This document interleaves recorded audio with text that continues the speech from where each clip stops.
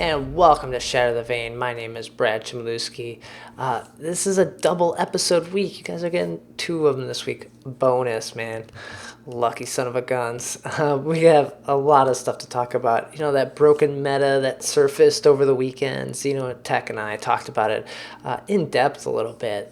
Well, it's fixed. We got a hotfix for it. Super Evil Megacorp, they worked hard. They spent like all night, a couple nights there. We saw some pictures, trying to make improvements, and they did it for us. So we're here to talk about that and a couple other things happening.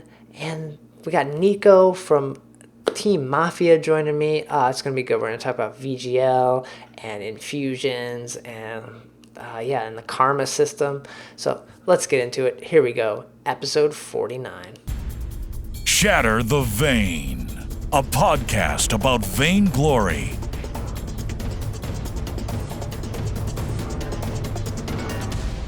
This is the 49th episode of Shatter the Vain. My name is Brad Chmielewski, and this is a podcast all about Vainglory. Every week, I try to break down the news, gameplay, game tips, and hopefully we can become better players together. And I say every week, but you know what? You guys are getting 2 episodes this week. The game, just so much is happening, so much is changing, I think, daily this week. It's just insane, and I needed to come back with you guys with another episode. And help me this week, I have Neko from TeamMafia joining me. Welcome. Hi, how you doing today, Brad?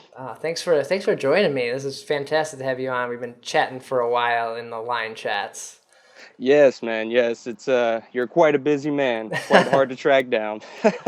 For people that don't know who you are, or even TeamMafia, you want to introduce yourself and enlighten them? Sure. Most of the community knows me as Neko. Kind of roll around most of the chats, EU, C, NA, all of them. Okay. My Vainglory actually started probably back in November. Right. I picked up with a guild through Geeky Chick. I don't know if most people remember her currently. Okay. She's kind of MIA. She was one of the very early people to be on the podcast. Yes, she actually was, if I'm not mistaken, some of the first few, I think, female players, correct? Yeah. To stream. Definitely, for sure. So I got in with her, and she wanted someone to start doing event coordinating. So I was like, well, hey, that sounds like a great job. So I went ahead and applied for that, and before you know it, I was helping run a guild of about 30 plus members. Okay.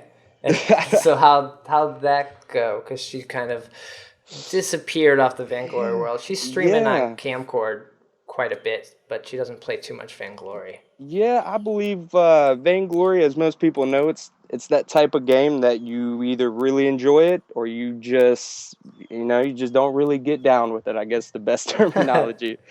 So I feel like she decided she wanted to take a different path and stick to, Clash of Clans, some few other iOS games. And hey, no problem with that. But after she decided to kind of go MIA a little bit, I decided to start TeamMafia up for North America. And that is a strictly competitive and casual guild. So, started from the bottom with about 3 members. That is me and my girlfriend, Ryu, who I'm sure a few people have seen her floating around. Nice.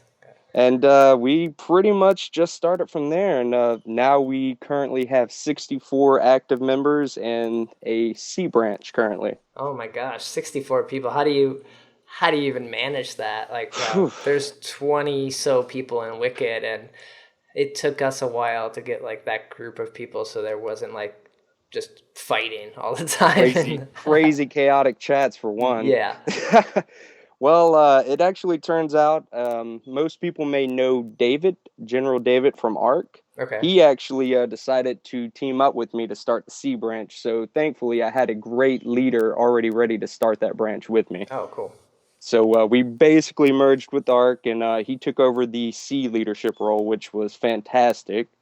Because, let's be real, C is quite a beast of its own. Okay.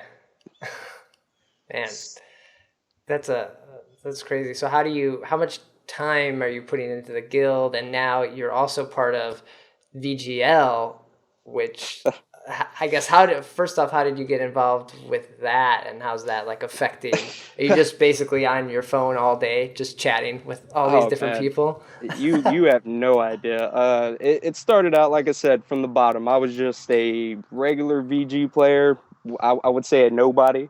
Okay. And I actually started hooking up with people like Brad, for instance. Shot him a tweet one day, and he was like, "Hey, man, welcome to the VG community." So it started with Brad, and then started branching out to other guilds, Wicked, for instance, and Mhm. it kind of helped me a little bit, showed me the ropes on how to start and successfully create a guild here. Okay. And to keep up with all the chats, man, well, that's why I have about 5 leaders. But other than that, I mean, honestly, it's always been so much fun to me just to be involved in the community and get to see and talk to so many people from so many different regions. Yeah. And with VGL, we actually decided, me and my girlfriend Ryu decided to compete in the very first NA VGL. And we just decided from that point on that we enjoyed it so much that we were just about willing to do anything to work for Tomek. So Okay. we, whenever they decided to open up applications for jobs, we went ahead and applied, and we heard back quite quick, which was quite amazing to be honest. That somebody like Hmm. Blueberries, Tomek, whoever you know them by, that someone of that I'd say stature, somebody that popular in the community would recognize us. Yeah. That's So cool. we received a phone call from him on Skype, and we started chatting, and he loved the ideas, and from there, it's just been a beautiful relationship. Nice. So what's your title and or role for VGL? Yeah, my official title would be a event coordinator, which pretty much means me and about 16 other people, including some people from Super Evil. Okay. We help coordinate all the events with Tomek and Donjon. So Okay. basically, we just make sure everything runs as smooth as possible. So, two guys versus 128 teams in different regions, it's kind of hard. Sure. So that's kind of how we got involved with the VGL side of Vainglory. Okay.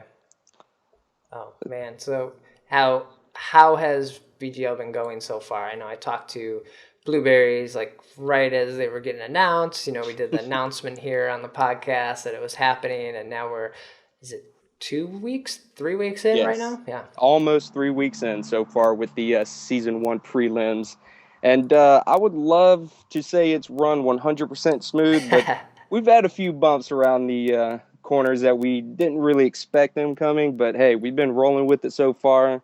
Just want to say for any teams that are competing in it, you guys are awesome. I mean, honestly, you guys are the reasons why we even do this.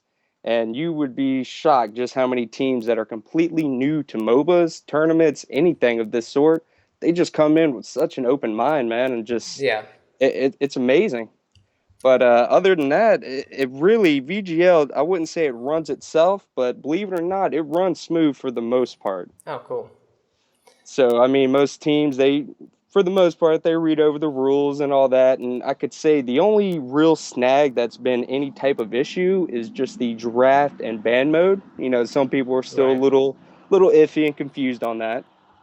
Yeah, since it is a new thing and it's not in the game and having to, Hmm. I'm sure as the bracket progresses, those teams they're gonna know as you get Of into the course. higher elo people, they're gonna be like, yeah, whatever, we get Of it, course. and there's no issues. So, Oh, yes, it's actually been great. And like I said, there's some teams that when they first came into VGL had no idea about it, and now they're literally, educating other people about it. So it's a very easy, I'd say, mode to learn and all that. But as a community, I think everybody's learning with each other. oh, cool. That's fun. I know I'm competing in it, playing later this evening on Wednesday up against Rumbly's Supersets team. So we'll see how Oh, that man. goes. I know you're sitting there nail biting. Can you do it? You got to put in the time. You got to practice, especially as you moving forward. It's only what 8 teams from each region that get into the Yes. season one. That is true, and I mean, you talked about my time management for myself. Well, How in the world would you do that? You're competing in VGL. You run Shatter the Vain. So I mean, how in the world are you able to do all this? I don't know. My wife is not too happy with me. So Oh, well, see, I'm very lucky. Like I said, my girlfriend, fiance, she actually plays with me, so nice, yeah. I've been spared the ride on that end. Very nice. Very cool. Well, there's been some fun news, and I think we should just jump into that.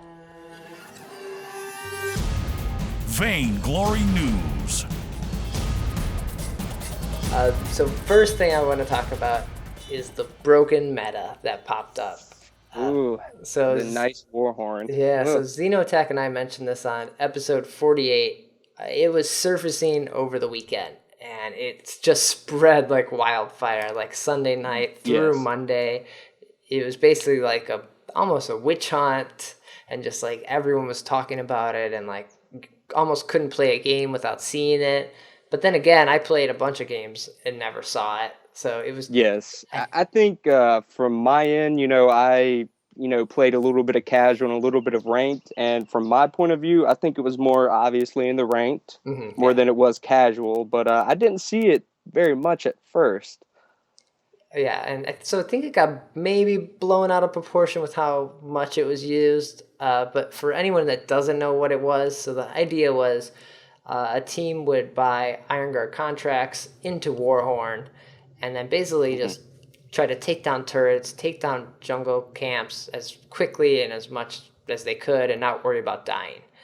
Yeah. So just dive turrets over and over again, and basically push the game and win in 9 minutes. And Yeah, it basically, I mean, of course you have everybody out there that says, well, hey, this isn't my fault. I'm just using the tools that were given to me. Yeah. But sadly, let's be honest here. Do we really want to make Vainglory a game about who can kill the turrets the fastest? Or do we want to put a few team fights in there? yeah, it's not really a strategy. It's like, all right, we buy these items, and who's ever Definitely. can click faster wins. Yes, definitely was not a strategy. I think it would be fun for game mode possibly, but actual gameplay, no. It took away so much from the actual game, and I feel like some people like to sit there and just find the easiest way to win. But I mean, this is a Grand Theft Auto. There's not very many cheats. No, yeah.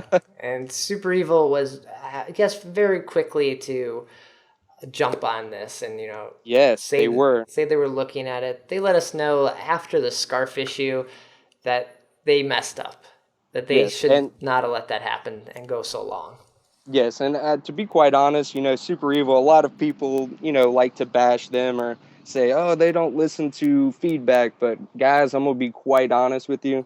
Super Evil does everything in their power to try to listen to everybody. Even if Yeah. it's just a small issue, they really try, guys. They really do. Yeah. And for this patch and this little broken meta, I mean, they spent countless hours, on it, just sitting there at the drawing board like, what do we do to make this better? All right. So there was before they made a fix, there was a lot of people also doing something called a Warhorn pledge, where they were saying that they weren't going to use it and trying to get their entire guild behind this. It's great that they were doing it, but you know what? If you don't want to run it, don't run it. I felt like the Warhorn pledge was maybe overkill. I honestly feel like, everybody's obviously entitled to their opinions, but yeah, I feel like it was a little exaggerated to the fact that everybody felt like it was something that would never be fixed. Because, like I said, with their feedback, they try to get on things like this immediately. Yeah. So I feel like instead of focusing on a pledge, we could all focus on trying to send in solutions, help them, help us. Right. And I just feel like talking about it and taking a pledge was just maybe spreading it more. Yes, it really was. I believe that in doing that, it just kind of made it kind of boosted its popularity because people were like, well, if it's this good that, larger groups or communities are actually taking a pledge, then I just have to try it. Right. So I kind of believe it boosted the popularity more than anything. Yeah, knowing like, oh, I know these people aren't going to run it. Well, I can Yeah. run it, and if I run into them, Exactly. I'm going to win, It'd right? be easy. It'd be an easy game, yeah. So I definitely agree with you on that, Brad. That I think it was a little blown out of proportion. That we all know that Super Evil loves us. They're trying to fix it as fast as possible. Right. And so they were, they had a tough task here because they had to do something server side to fix the Stormguard banner. Yes. Because submitting it to Apple, waiting for that to be approved, then coming back and then updating the Android version. It would have just been weeks. I mean, people Yeah. would have really quit the game then. That's when a pledge probably would have been, I say, ideal. Yeah. We had to wait weeks for this and try to do it like that. Yeah, I definitely believe we would have lost a lot of popularity in the community. Right. Because I know with Scarf, I stopped playing on my main account and just, level the alternate account because I love the game so much. I wanted to play it, but I didn't want to run into that mess. So I think people might have done the same thing. I believe a lot of people did. I noticed that a lot of close friends of me, they just straight up boycotted ranked and they just started leveling up alt accounts or honestly just playing casual, which, isn't very fun. Say, you come home from a long day of work and you want to grab some Elo. It's not very fun when you have to worry about a broken meta. Right. But they figured out a way. I think it's a good fix for right now. It's definitely not a permanent fix, and I can't see it staying this way. I agree with you. I think they're going to do more time with it and try to, more polish it. But, for the VGL and, of course, any other tournaments that could be going on right now, they had to do something immediately. So what they did is Stormguard banner effect no longer affects turrets. I believe it still affects jungle monsters. Correct? Yes, it does. It just pretty much anything to do with the turret, it is gone. It may still affect the vein crystal, but if you're down that low anyway, you probably it's looking bad anyway. Yeah, you probably have the game won anyway. Yeah. But the other fix to this was the turret damage was which I feel was a needed fix, honestly. I mean, I feel like in some of the games, maybe the turrets just weren't doing that damage or it just felt like they weren't. So I'm kind of happy they actually fixed it with the Stormguard. Yeah, because you could watch an Arden sit there and tank the entire turret and exactly. His team it's like, what? This isn't fair. And especially, if I know some guys out there dread it, but that 20-minute long match where, let's be honest, the first team fight you encounter, it may be game right there. Yeah. So now the turrets now gain bonuses when there's no enemy minions in turret range. So that's kind of interesting. Turret slice damage, this is percent health damage, has been increased from 4.5% to 7.5%. So slice damage is the damage over time, right? Like the initial hit damage? Okay. Yes. So, I mean, that's obviously, 4.5 to 7.5. It's a nice noticeable difference. So it should kind of prevent people from just diving turrets. Yeah. And then the turret damage amplification has been increased from 28% to 45. 45? Yeah. 45% successful hits. So that's obviously another great addition. But as you can see, they were not joking when they said we're going to prevent the turret diving. Yeah, and then the shield and armor has been increased. So these turrets, they're going to hit harder and they're going to be harder to take down. So I think it's going to lead to maybe some longer games. I believe, yes, longer games and possibly more strategic, strategies, as in now you can't just ace a team and just go tank turrets. I believe it, it might deter from that. So, yeah, it probably will make a game 3 to 5 minutes longer.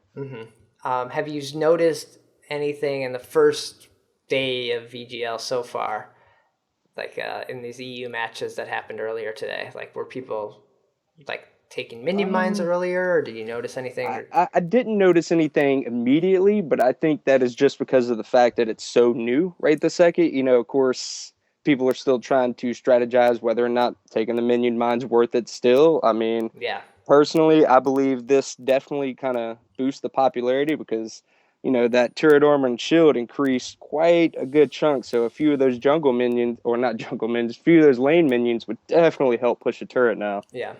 And this kind of increases the chances for a late game team comp to kind of come through now, since these games might last longer. We might see, Cruels or some of those heroes just kind of come back that can just, do a ton of damage Yeah. later. And of course, that's always been one of their goals. They would love for every character to get, a little bit of game time, which, hey, Yeah. I love Cruel. I just hate the fact that if the game is 10 minutes long, he doesn't get his time to shine pretty much. Yeah, sure. Did VGL have a plan, like in case of emergency, break in order? Yes, it was quite radical, but I mean, hey, the show must go on. But we decided that worst case scenario, we were just going to limit the Stormguard banner to one per team, Okay. and basically we're going to have an admin in every match, which definitely would have taken a lot of time and more effort on our parts. But hey, whatever makes the game more enjoyable, easier, just more fair, I guess, would say, or more sportsmanlike. Okay. We're always willing to go that extra mile. So we had something in place, and we actually posted a little article about it on the VGL site. Okay. So we always try to keep up with any type of meta issues or any type of game bugs. We do try to work real close to Super Evil. So anything we notice, we're obviously always giving data back to them. Right, because they were VGL was the first place where Scarf got banned, like just permanently Yes. banned. Yep. And people, they're like, how can this happen and all that? But, in the rules, when you do apply and sign up for these tournaments, it does say that, if we feel like something does go a little out of control or something just seems unsportslike, we can change that or try to help it where the tournament can, be played as the game is intended to. Yeah. Cool. So, well, I'm excited to jump in the game. It's almost like a new game now in the middle of the patch. oh, it is. I really enjoyed it. I played a few matches last night whenever the fix went live, and I'll be honest, I could definitely tell the difference, and I definitely could tell that the matches are going to be a little bit longer. I'm excited for the VGL NA tonight, so to see what kind of comps people are running. See if maybe somebody does want to try the. I wouldn't say suicide tactic, but say you get an Arden that wants to try to tank the turret.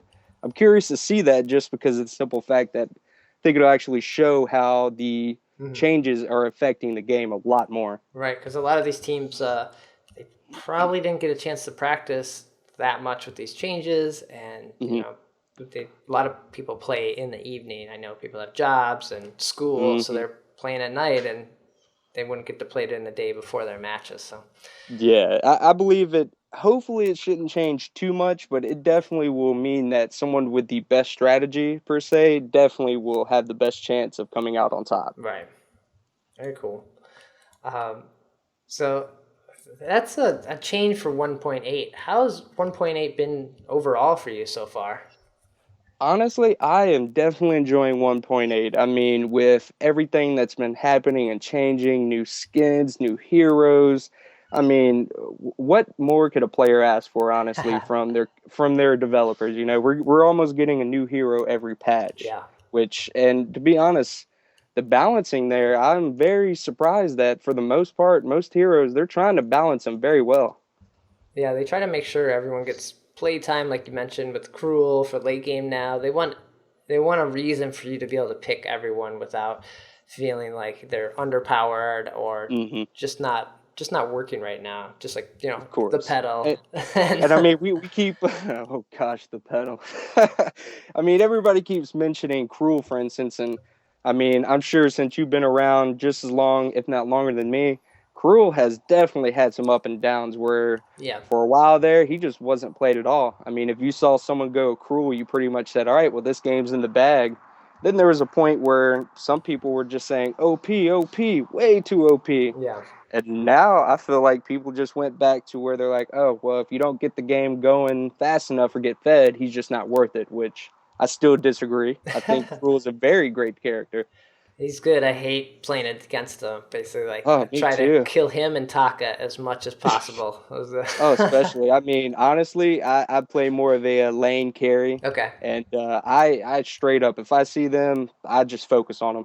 I mean, straight up, rage ping, Cruel, please. Yeah. So if you're playing a lot of lane, have you been playing Sky? Oh, yes, man. Let me go ahead and jump into this. A lot of people I feel like from watching the line and some of the communities, they feel like she may be underpowered. Yeah. But from my point of view, I think the developers did exactly what they intended to do. She is a very high skilled character. Okay. Right now, I feel that she is very balanced. They did design her where she was a full-on sniper, where if she gets in that battle, there's not much of an escape. And I feel like a lot of people are like, well, why no escape? Yeah. So other than that, I mean, I play her weapon. I mean, a lot of people right now, they're like, no CP, no weapon. Honestly, in lane, weapon just is so nice and easy Okay. to just get that gold farm. I've only played CP Sky, so I haven't even tried Weapon. Oh, well, let me ask you, since you are a CP guy, how do you feel the lane farming is for you, like last hitting? Do you think it's pretty hard or easy? I've It heard a does lot of it complaints. does feel pretty hard, but Hmm. that's the case with most CP heroes, besides maybe Celeste. Yeah. Well, I feel like when I first picked up Sky, whenever she first came out, the one thing that I just felt like, whoa, she definitely is high skilled is, when you see Ringo, for instance, and you see his animation and his bullet effect and all that, Yeah. you can just kind of time it. But with Sky and her animation, it definitely kind of tricks you where you feel like it's going to shoot, but the animation isn't all the way there. So I feel like a lot of people stay away from weapon just because it's hard to cancel animation and do stutter stepping. Okay. Yeah, but I did run into a game where there was a pretty good Sky that used the B ability to, basically reposition on the other side of the fight, and it really threw us off.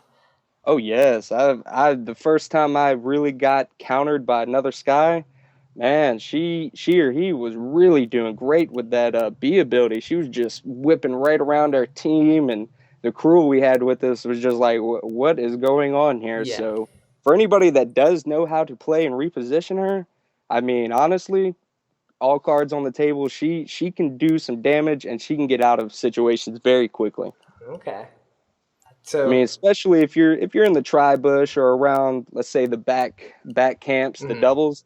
I mean, as long as you have someone target locked, you can hop over a wall. I mean, you can get out of situations very quickly. Yeah. But like the devs said, she is very high skilled. She's not very easy to just jump on like a Ringo and just go at it. Right. So how have your games been? Have you been winning with her?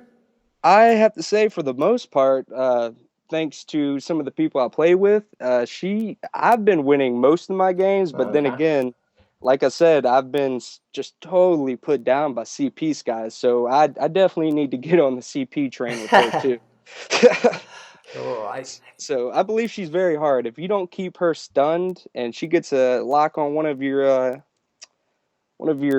teammates, it's going to be bad. She's okay. probably going to be skilled and get behind you, and then you're going to want to chase her or maybe the carry. And, you throw a Taka or a Crew on that mix, it gets really ugly. Okay. I guess maybe I need to try her some more. It's hard to pick her over some of the other people right now. Oh, most that's definitely.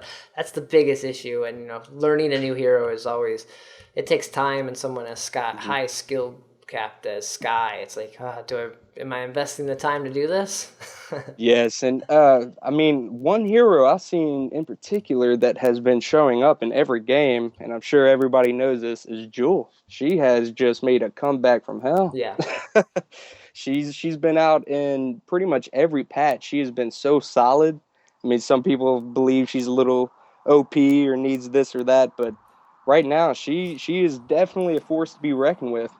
Yeah, that's why I end up playing a lot of Jewel. Like, she's just fun to play, and you can build her Mhm. both ways and kind of not feel like you're not helping your team. Oh So it's yes, good. definitely. I mean, that B ability, whether you focus on the crit aspect or you focus on just the CP, I mean, she still packs a punch. For sure, yeah. And speaking of Jewel, did you pick up this Jewel Tier 3 skin yet? Did you, Oh yes, you, I'm loving it, man. oh man, Loving it. I haven't got it So, yet. oh man, I feel bad for you. I wish I could just, send you a couple thousand ice because she is definitely worth the purchase. I know, yeah. It's a lot of ice boxes to get her. I think it takes 2 full boxes to clear Mm-hmm. out to get that. At least, and I find that the card system it's progressively getting better. A lot of people said, for a while it was too much money or this or that, but I've noticed in 1.8 that I've been getting a lot more cards after my game as well. Yeah, I think that card drop ratio is way up. I think I almost get a card every game now. Yes, and believe it or not, I used to joke with people. I used to just get common cards after 3 games, but I've actually picked up quite a few legendaries and epics just Nice. almost back to back, which is fantastic for people that, say you just don't have the funds to go out and buy $100 iTunes card. I mean, hey, as long as you got time to invest, you can get these skins nowadays You're right. very easily. So, I know I got Jewel tier 2, but I want that tier 3, but I gotta hold off a little bit. Oh, I understand. Believe it or not, I was really I love the T3, but I really like that T2 as well. It just looks so nice. Oh. Any other skins you're liking in this patch or coming up?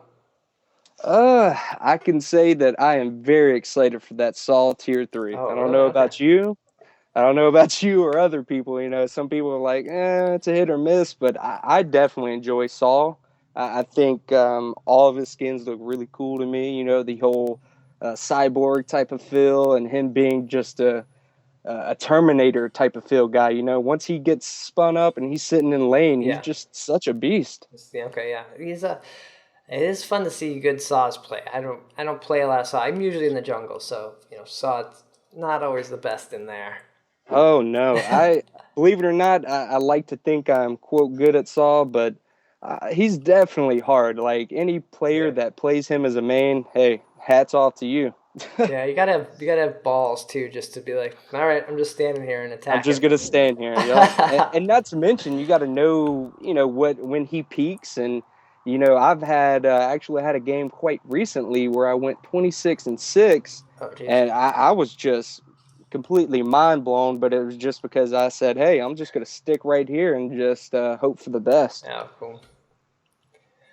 But maybe with that skin, we might see some more saws getting played. I'm thinking so because that T3, it definitely looks nice, and I've been noticing a lot more Sauls like T1, T2, and I don't know if people are just showing off skins or legitimately trying to get to play him. But since his little change with his spin up and Hmm. his armor and things like that, I think people are starting to come around to Saul a little bit. Yeah, they're not. The joke of the insta-lock saw Oh still yes. happens, but you don't have to fear it as much anymore.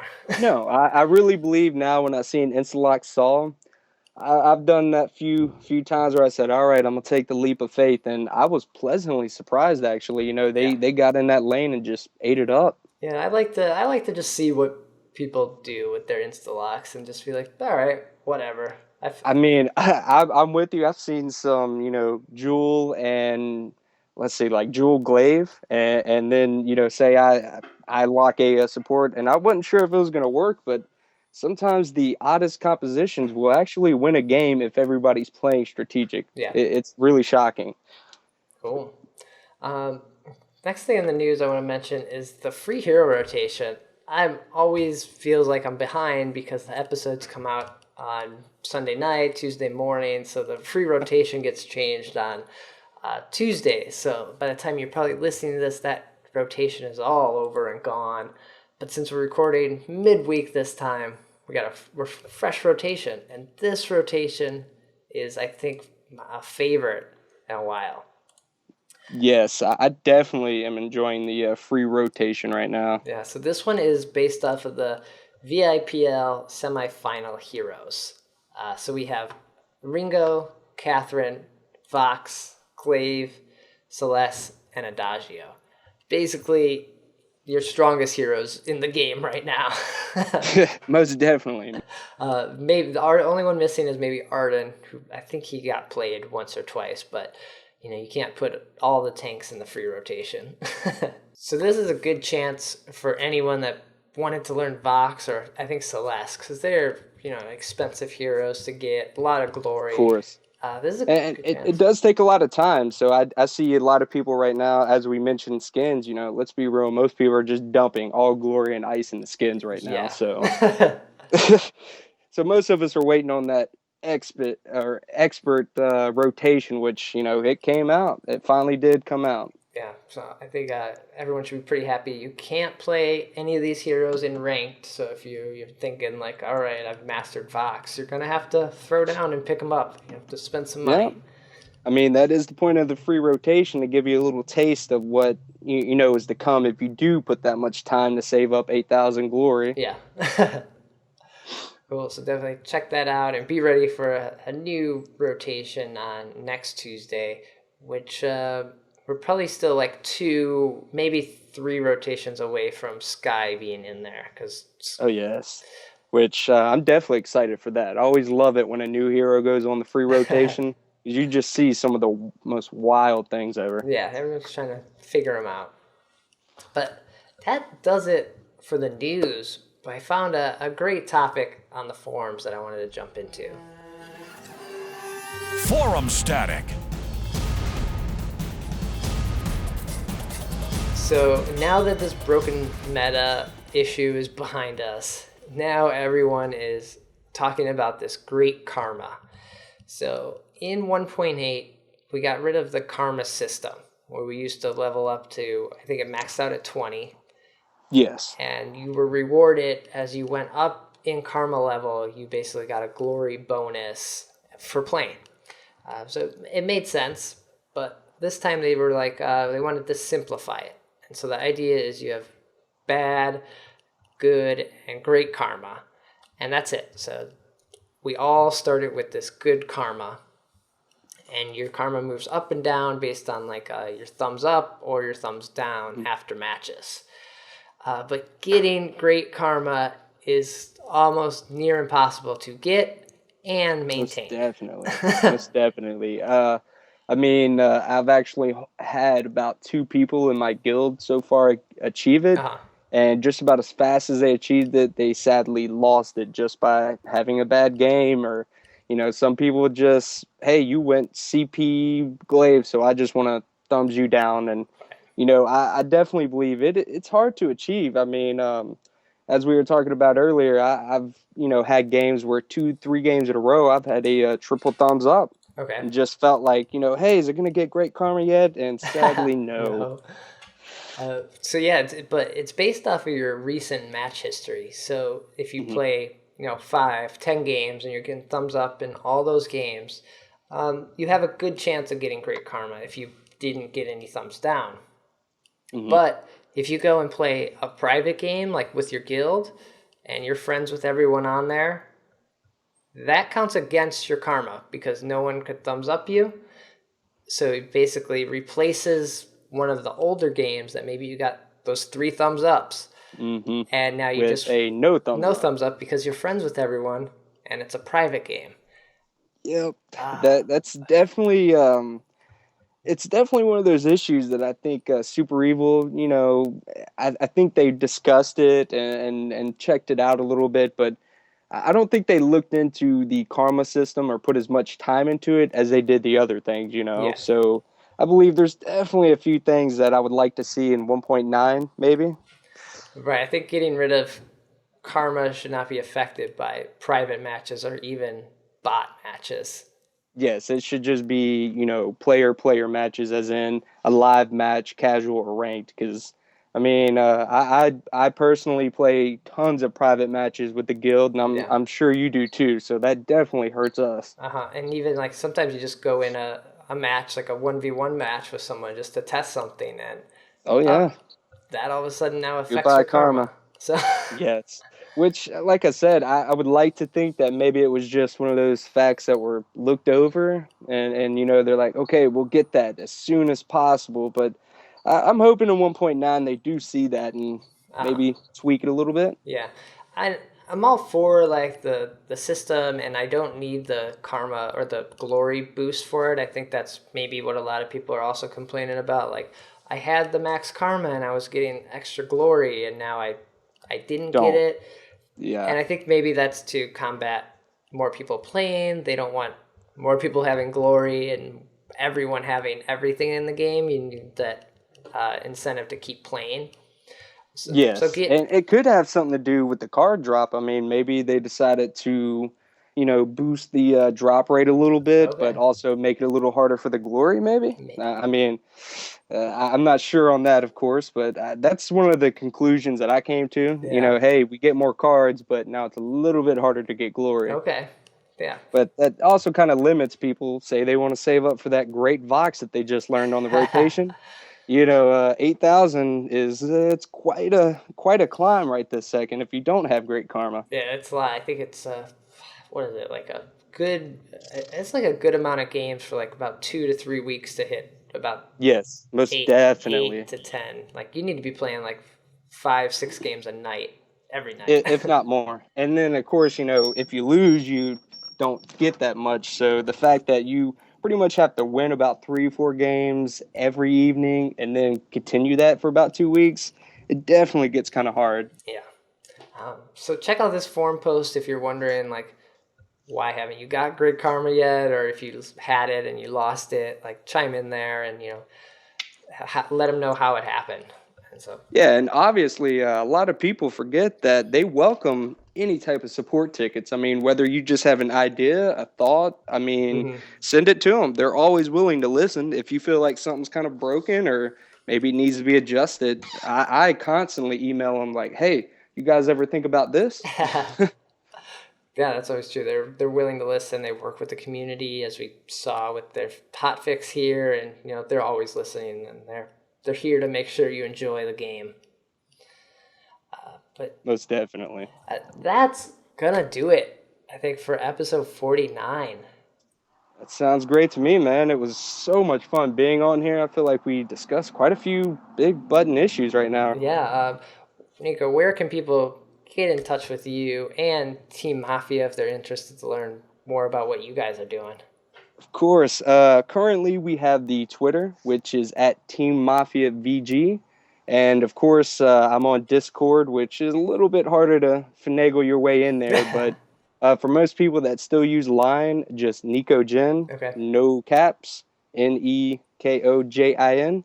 And you can feel free to always PM me. I'm always looking for new friends. Awesome.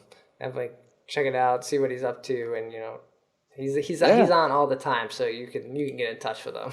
Oh yes, I mean even if it's just a simple question as VGL or just hey, what do you think of this build? I mean, I'm always open. Okay, cool.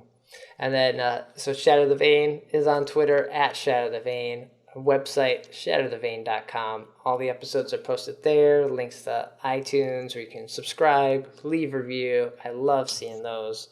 Always fantastic. Yes. And so I try not to boast his ego too much, but believe it or not, guys, Brad gets back to almost everyone that gets in contact with him for the most part. I mean, he does. He really does, and he does a great job with Wicked too. Oh, thanks. I mean, you guys are one of the oldest guilds in North America. Yeah. I mean, I remember whenever I actually started looking for a guild, I was like, Wicked. That sounds like a pretty wicked name to me.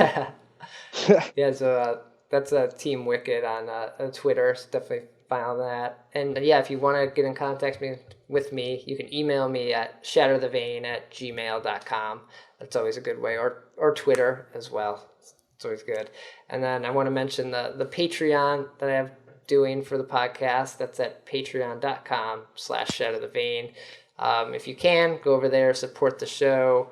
Hopefully, maybe we'll keep doing more double episodes every week if we get enough backers, and maybe do some other shows, some fun roundtable kind of things like the Undersprawl and things like that. So yeah, that would sound great, man. I would definitely love to come back on Shatter The Vain with a couple people of interest from the community. Yeah, we could chat more about like what we're playing and enjoying, and what we got going on. Definitely sounds great. And then the 50th episode is coming up next, and I got big hype. I got DZ coming on for that one. Ooh. So for anyone that doesn't know him, he's such a cool dude. I mean, y'all got it. Y'all have to watch the 50th episode now, or listen to it at least. It's a must. So that's gonna be good. He's gonna let everyone learn how to stream. He's going to teach us all how to get started as a streamer. It should be a lot of fun, and TwitchCon is coming up, so it's a perfect time to have DZ on to celebrate the 50th episode with me. Oh, most definitely, man. I definitely look forward to hearing on that because I'm not that great with streaming. Okay. Takes a lot of work. Oh, it does. So, Uh, but yes, thanks, Brad, for having me on, yeah, man. thanks It's for been joining. such a pleasure. And thanks for listening, everyone. Shatter the Vain.